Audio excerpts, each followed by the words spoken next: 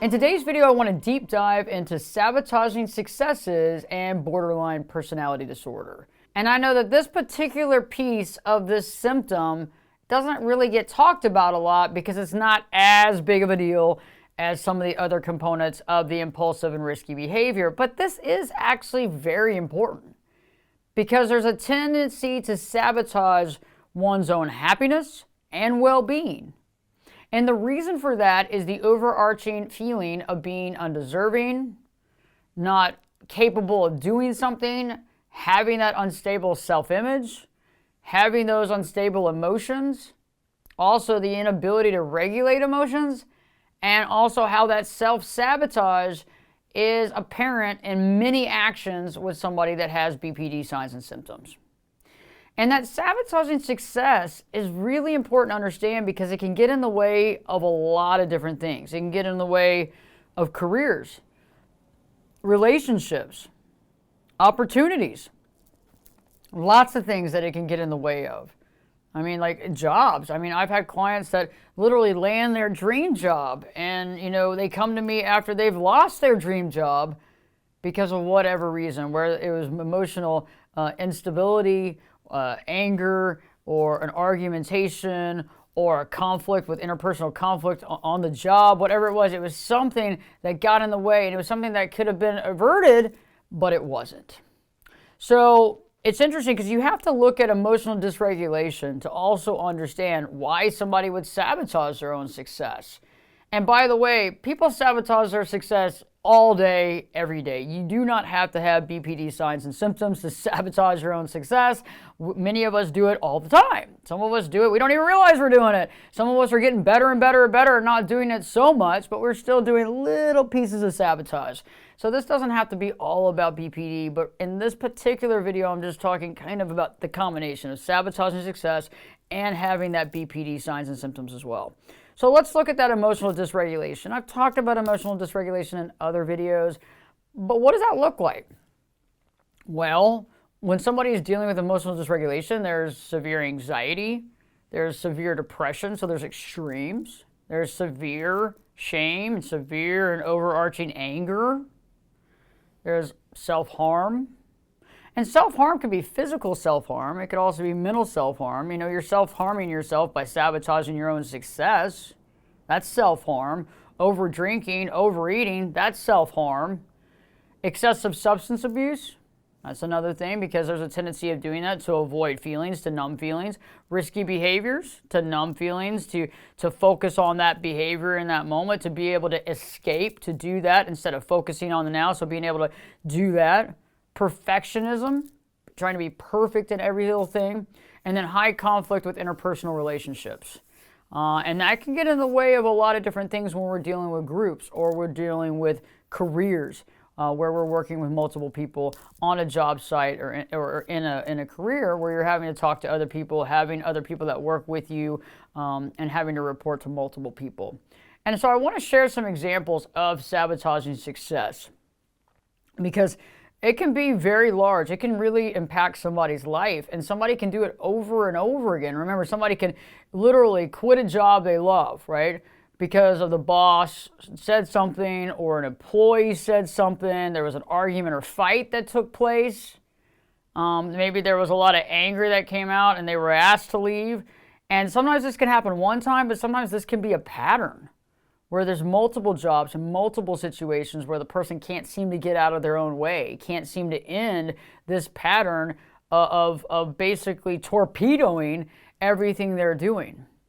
Another aspect of this sabotaging success is getting very angry and shouting in a situation that doesn't need that. So it's that emotional dysregulation, and that impacts their career, that impacts an opportunity they're on or in, because people don't want to deal with that. They don't want that type of aspect there. And so that can also create issues as well, where that person's not able to continue in that pathway or doing that thing because of what they've exposed to other people or how other people feel about what they've just seen, maybe the fear and the impact of that. Sabotaging successes by not showing up. That's a lot of it. where somebody just doesn't show up. Somebody doesn't show up to the job, doesn't show up to the opportunity, doesn't show up to the filming, doesn't show up to whatever. They just don't show up, or they sleep through it. And this is more of a passive way, right? So that's more of a passive way of sabotaging your success, is just not being there. Some people get very angry or over angry, start fights, that sort of thing. But sometimes it can be very passive, it's just not even showing up. Another aspect is alcohol and drugs getting in the way of success. So sabotaging one's success with that type of aspect as well, where you're in a situation that you can't stop, or that gets in the way of you showing up or being there.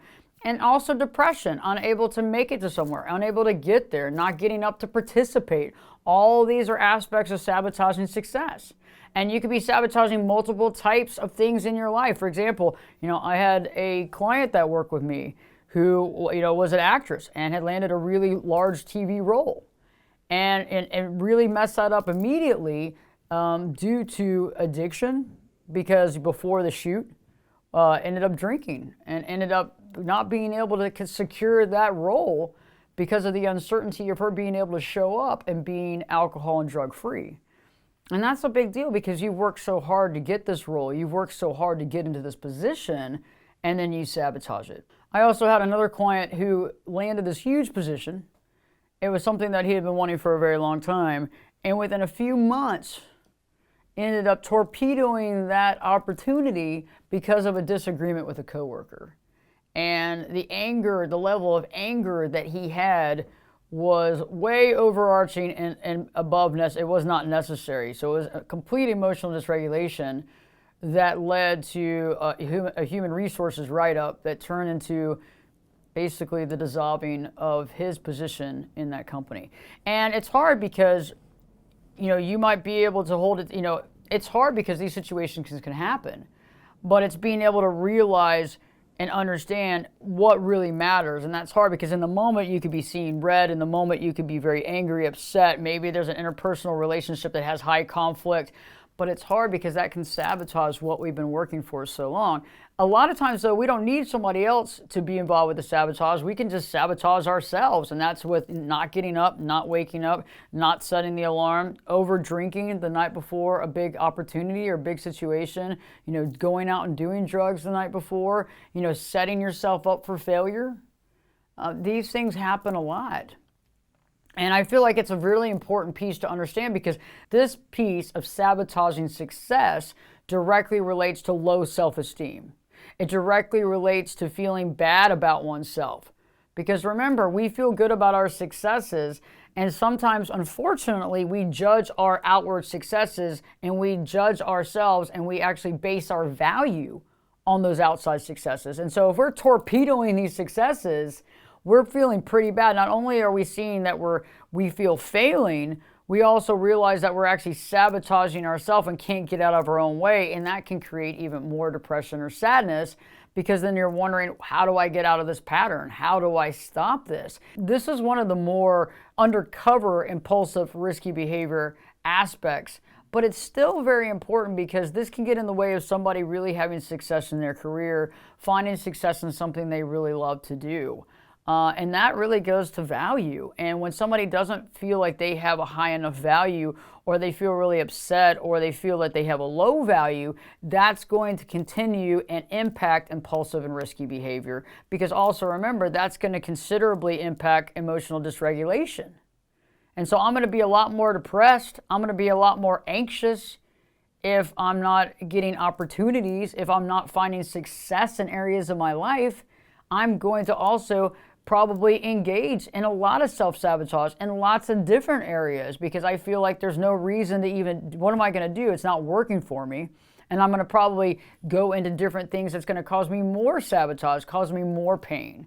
And so ultimately, this is one of the big aspects that someone with BPD signs and symptoms needs to realize, is that when we have these opportunities, how do we begin to safeguard that? How do we look and say, okay, there's been tendencies in my past, if we can be self-aware and see the patterns, there's been tendencies of me torpedoing these types of things.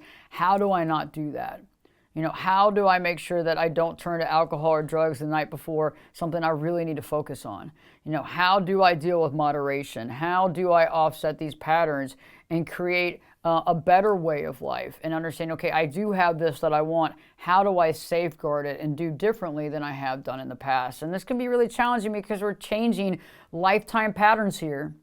And again, this behavior is so important to monitor because this behavior gets in the way of our value and seeing ourselves, because we have to find value within ourselves, but unfortunately, many of us need to see external value as well to begin to see that internal value. And so if we don't see that external value, like that career, that job, that opportunity, that success, we beat ourselves up even more, creating more problems and frustrations in our life.